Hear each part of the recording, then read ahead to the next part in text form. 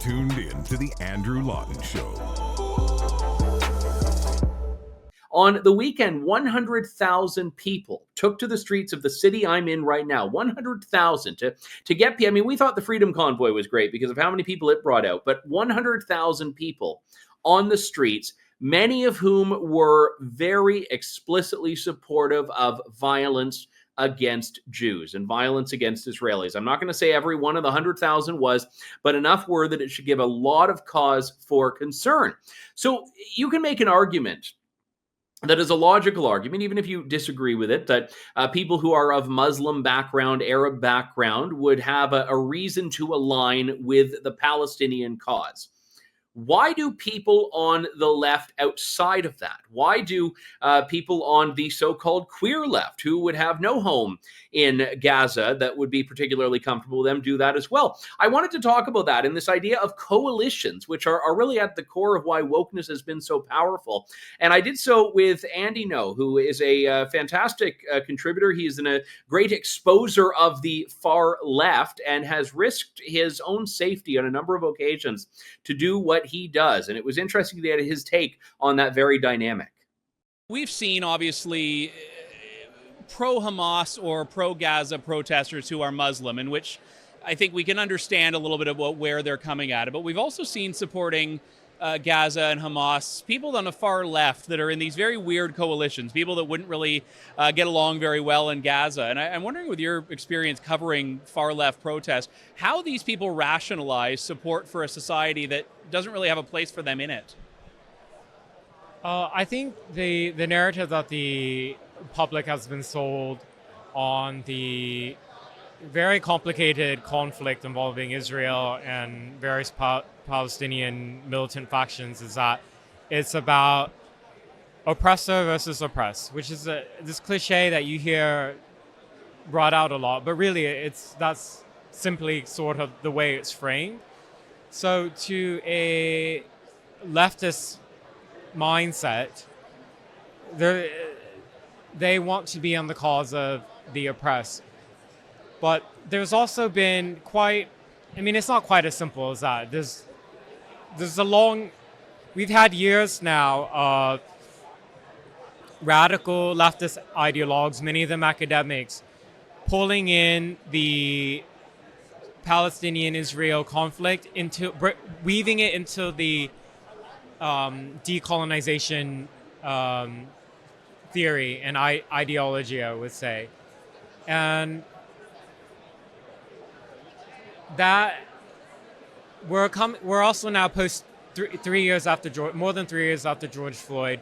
In America, you have a generation of young people who were radicalized, and now they've been mobilized again to sort of be the foot soldiers. The ideology is like the thread that runs through BLM, Antifa, decolonization, critical race theory, Israel hatred. It's a thread of bloodlust. The ideologies for each these different things are quite different. I mean, you have to wonder what does Palestinian nationalism and radical Islamic politics have to do with Antifa or BLM?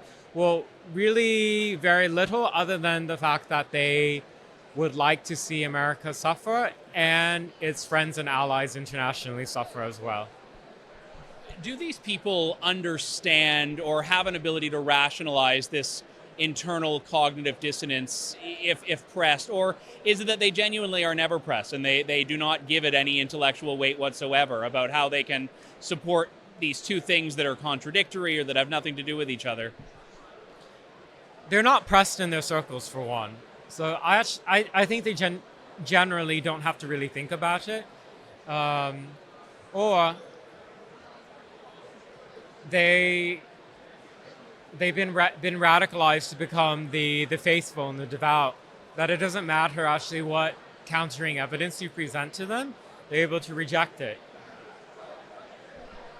What is, I guess, the logical outcome of this? I mean, a few weeks ago we had in Canada a lot of Muslims and evangelicals linking arms, supporting parental rights, speaking up against transgender ideology. Now, two groups that are on this different side on Israel-Palestine. I mean, are we just going to see more and more of those fractures, or do you think the left will just keep getting larger and larger as that sort of amorphous protest blob that I know you've seen?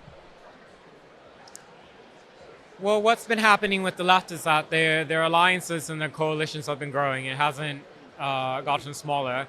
They've added to the long list of people who have grievances. It's only grown.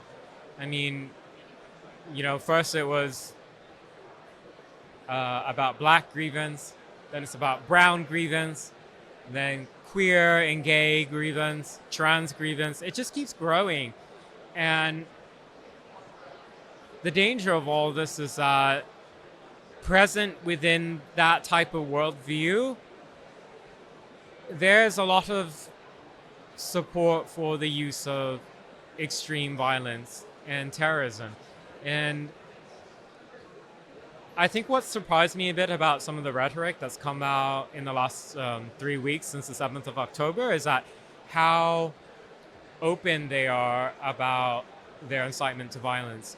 Before, during the George Floyd inspired BLM Antifa riots, it was a bit more subtle.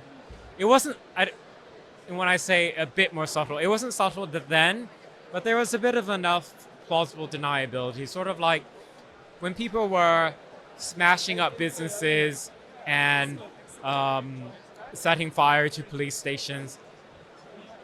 They were saying they were doing it for racial justice or out of rage because of what's been happening to blacks in America, that it justifies this type of reaction.